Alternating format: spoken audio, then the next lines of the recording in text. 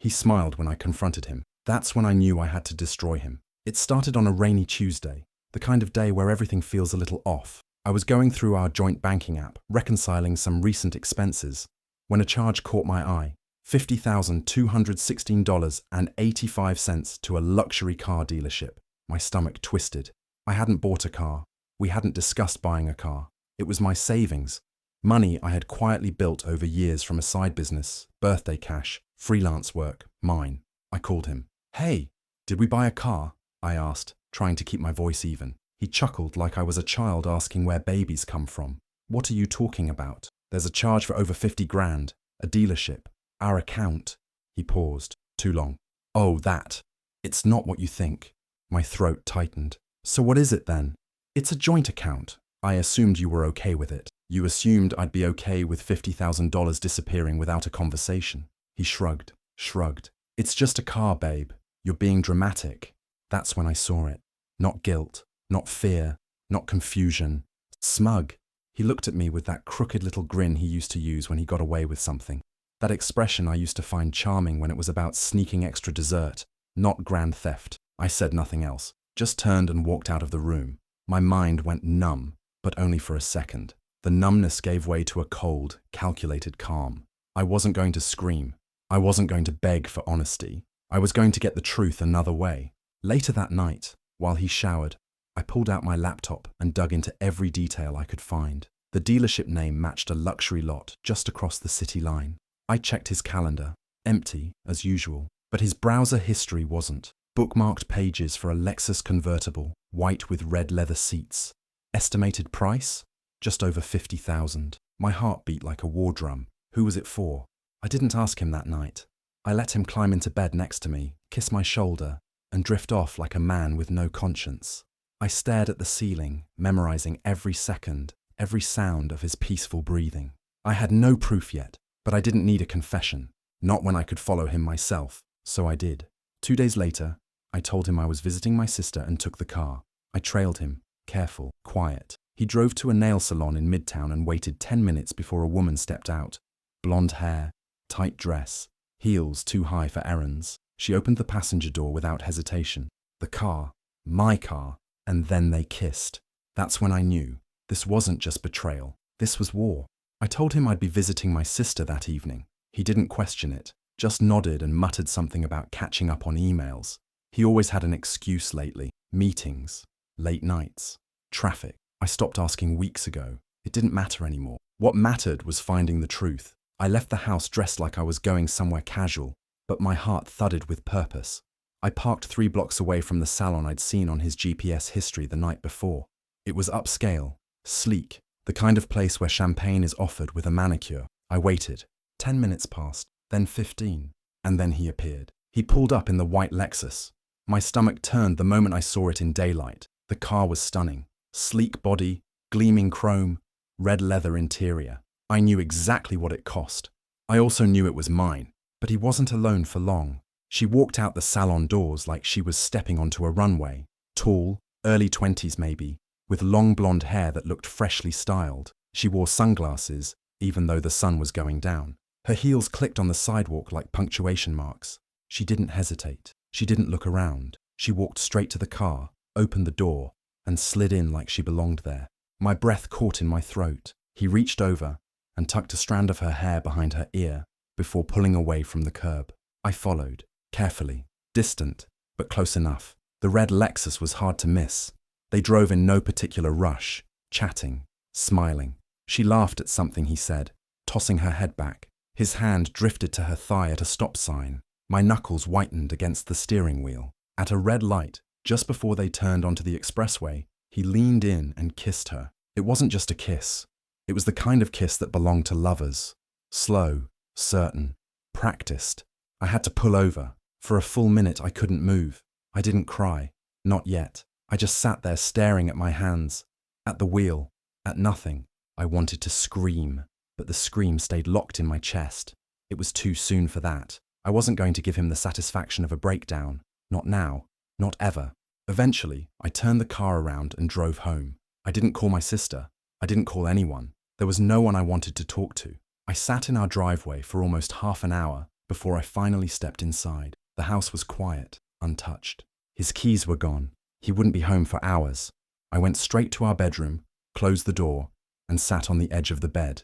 He had taken everything, my savings, my trust, my peace, and handed it to a stranger like it meant nothing. I still hadn't cried. I didn't need to. Because I wasn't going to fall apart. I was going to make him pay. The next morning, I waited until he left for work before I acted. He'd kissed my cheek, told me he loved me, and walked out the door like nothing had changed, like I didn't know, like I hadn't watched him with her. I waited until I heard the garage door close and his tires fade down the street before I got to work. The dealership paperwork had to be somewhere. I started in his office, the one he kept locked, though I knew where he hid the spare key. Inside, it smelled faintly of leather and printer ink, a curated scent of professionalism and lies.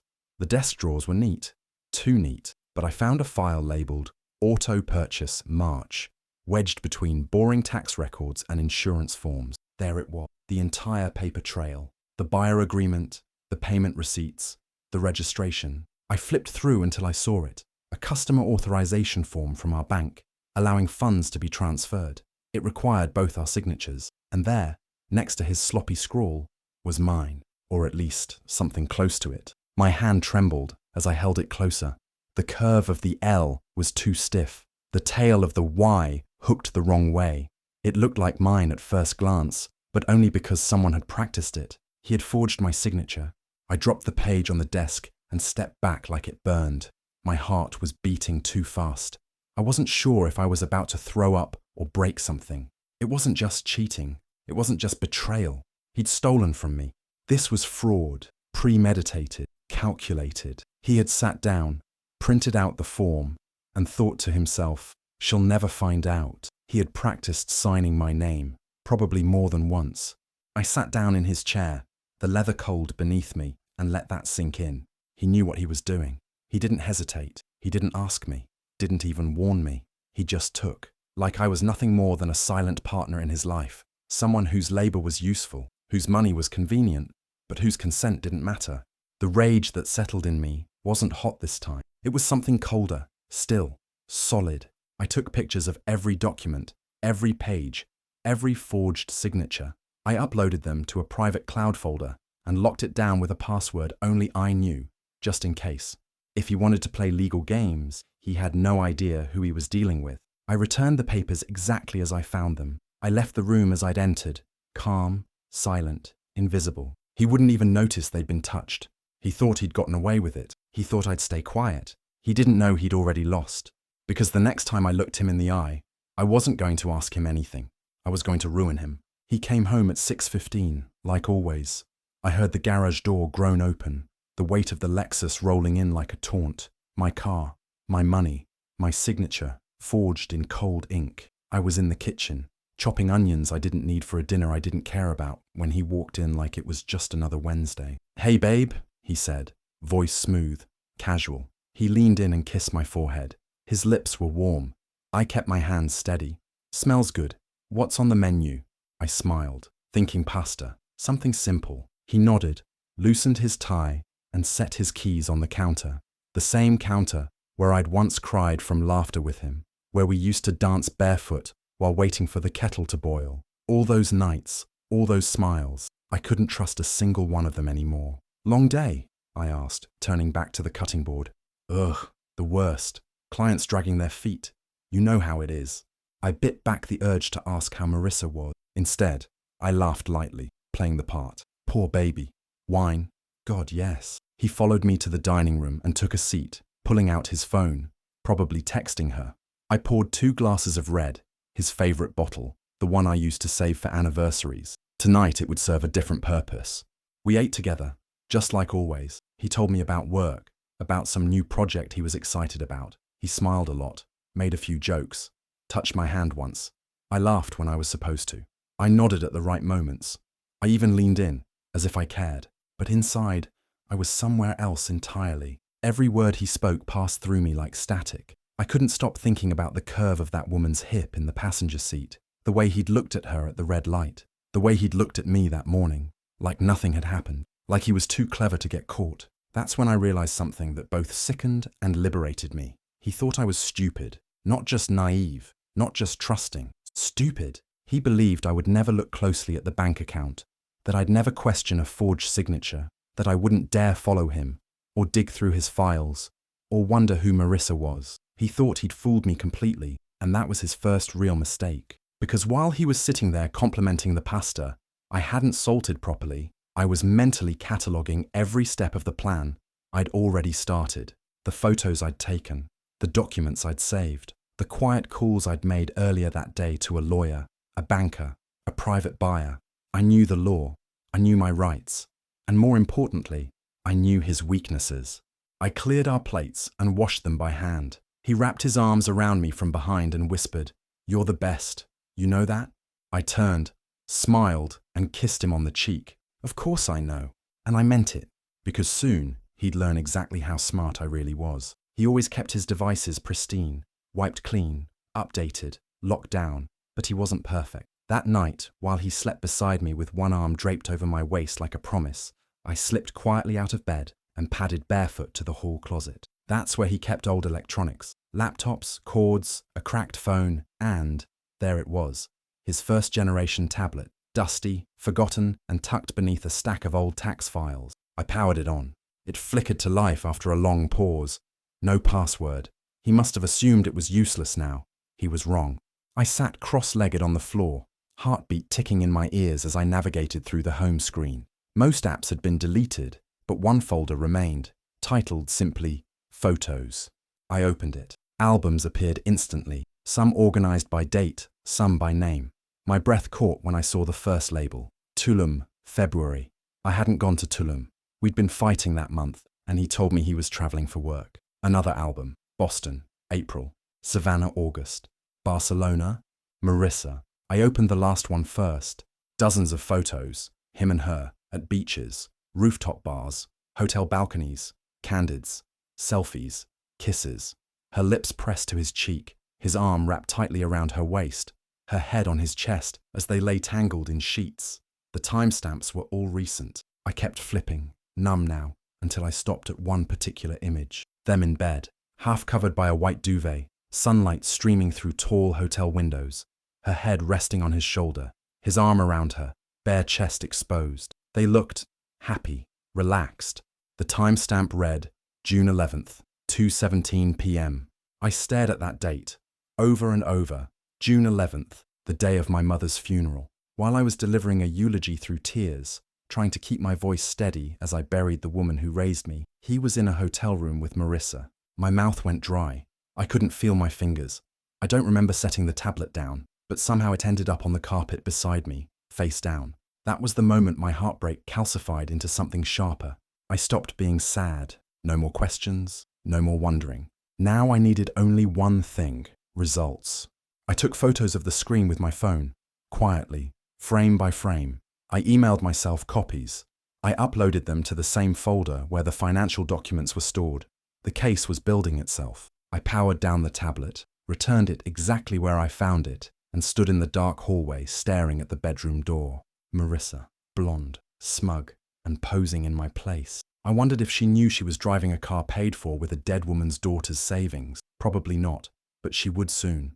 I slipped back into bed beside him, the warmth of his body no longer comforting, but revolting. He stirred in his sleep and murmured something I didn't catch. I didn't answer, because he was already a ghost to me. He just didn't know it yet. The house was still. No creaks, no movement, just the slow, measured breathing of the man sleeping beside me. I waited until I was certain, until the rhythm of his breath settled into that deep, unconscious place where nothing could wake him. Then I slid out of bed, barefoot, silent. I moved through the house. The garage door clicked softly when I unlocked it. I stepped into the dark, the only light a faint beam from the overhead motion sensor as I moved toward the Lexus. My Lexus. The scent hit me before I even opened the door. Sweet, musky, artificial, perfume, strong enough to hang in the air, even though she wasn't there. I opened the passenger door slowly, the leather creaking softly beneath my fingers, lip gloss in the cup holder, a silk scarf tangled in the seatbelt. The seat was adjusted far forward, too far for me, perfect for someone tall and thin with endless legs. I closed the door and walked around to the back. The trunk popped open with a quiet click. There they were, shopping bags. Dozens. High-end boutiques I didn't recognize, names printed in gold foil, expensive tissue paper still puffed inside the handles. I opened one. Red heels, 6-inch stilettos with lacquered soles and sharp, pointed toes. They looked unused, pristine, as if purchased just to be displayed. Another bag, lingerie, lace, delicate, black and crimson. Another, receipts. All dated within the last 2 weeks. All charged to the joint account. My money. 500 here, 800 there, 1,000 for a jacket, 2 for a purse. It was like watching blood pour down a drain in slow motion, except it wasn't blood. It was mine, my work, my time, my discipline, spent on things I didn't touch, on a woman I'd never met, and he hadn't even bothered to hide it. I pulled out my phone and started taking pictures. Everything, every label, every price tag, every pair of shoes, close-ups of the receipts, time-stamped and dated. I moved methodically, hands steady, heart like stone. I didn't care how expensive it was.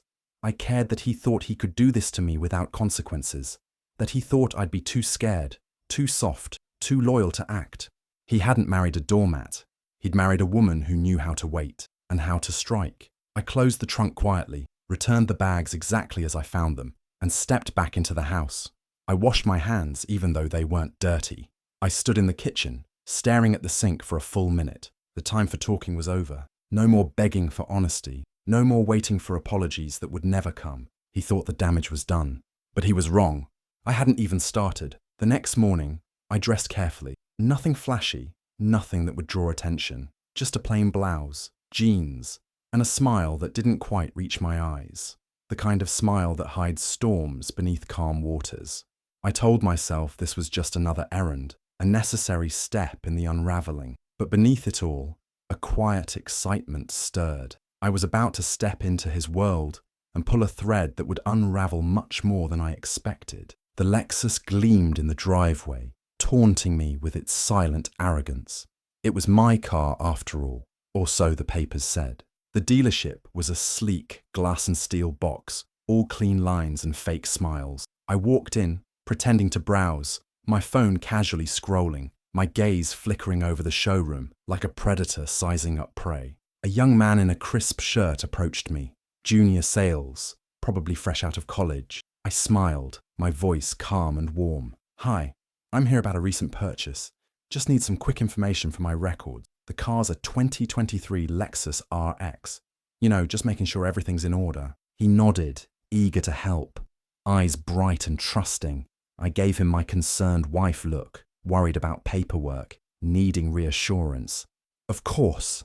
Let me pull that up for you." He led me to a terminal behind the counter, fingers flying over the keyboard. I leaned in close, feigning impatience, scanning the screen until I saw it. There it was, the sale file, the loan documents, and beneath it all, a glaring detail. The vehicle was registered under my name. Me, not him. His signature was forged. Yes, the financing was fraudulent, but legally, that car was mine. I bit back a smile. I pulled the folder up again and studied the fine print. The dealership had sold the car to him, but because the loan was in my name, without my consent, the lien was attached to me. I was the owner on paper, the one legally responsible. For the first time, the weight of my husband's arrogance settled fully on my shoulders. He thought he could hide behind the paper trail, the forged documents, the lies, but the law didn't care about his lies. It cared about facts. I could take that Lexus, use it as leverage or sell it, or maybe, just maybe, keep it and watch him squirm when the bank called me instead of him. My mind raced. The loophole was a gift, a crack in the fortress he thought was impenetrable. I thanked the young man politely, taking a printed copy of the sale file with me. Outside, the summer sun felt warmer, sharper, like it was on my side. I slid into my car and exhaled slowly. The game had changed. The next move was mine. Friday night settled over the house like a quiet warning. He announced his business trip with that same rehearsed tone, the one that tried too hard to sound urgent, important. I watched him pack, casual and calm, stuffing shirts and ties into his suitcase as if nothing was wrong. His movements were so practiced, so deliberate. like a man who'd perfected the act of deceit over years.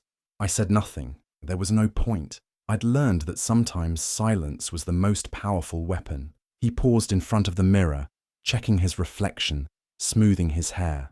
I caught the faint scent of his cologne mixed with something else. Her perfume, no doubt, still clinging to his skin like a second layer.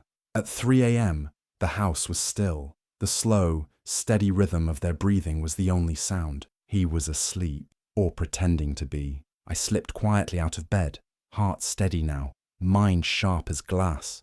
I moved to the kitchen and grabbed the second key, the one he'd forgotten I had. He always assumed I didn't know, didn't keep secrets of my own. That was his second mistake. The Lexus waited outside, innocent and gleaming under the streetlight, a trophy of his arrogance.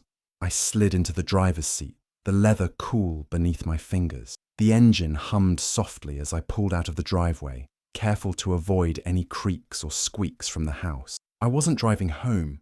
I wasn't even driving somewhere safe. I was driving toward my next move. The private buyer had been waiting for weeks, lurking in the background like a shadow I'd summoned, cash in hand. No questions asked. The city was quiet at this hour, streets slick with recent rain, reflections shimmering under the glow of streetlights. I parked near a nondescript building, a warehouse tucked away from the prying eyes of the world. The buyer was there, waiting, mid-40s, suited, cold eyes that missed nothing. He glanced at the car, then at me, a faint smile playing on his lips. I handed over the keys without a word. The deal was simple. No papers, no signatures, just cash, thick envelopes, heavy with the weight of my betrayal turned advantage. He counted it quickly, eyes flicking up to meet mine. I nodded once. I felt no triumph, no satisfaction, just a cold, biting clarity. I'd taken what was mine, reclaimed a piece of my dignity, and sent a message. When I drove away, the car no longer belonged to me, but the victory did. Back at the house, I slipped in through the front door, just before dawn. They slept on, unaware, untouched by the storm quietly building beneath their feet. The house was silent again, but nothing would ever be the same. I was no longer the woman who waited. I was the one who struck. And this was only the beginning. The warehouse lot was eerily quiet under the dim glow of a single overhead lamp. Shadows stretched long and thin across the cracked concrete, broken only by the sharp edges of stacked pallets and rusted metal barrels. This was the place, discreet, untraceable, perfect. I parked the Lexus near the entrance, its sleek lines gleaming in the dull light. The buyer was already waiting, leaning casually against a black sedan with the kind of patience only money could buy. He nodded as I approached, eyes cold but businesslike. "Let's keep this quick," he said, voice low.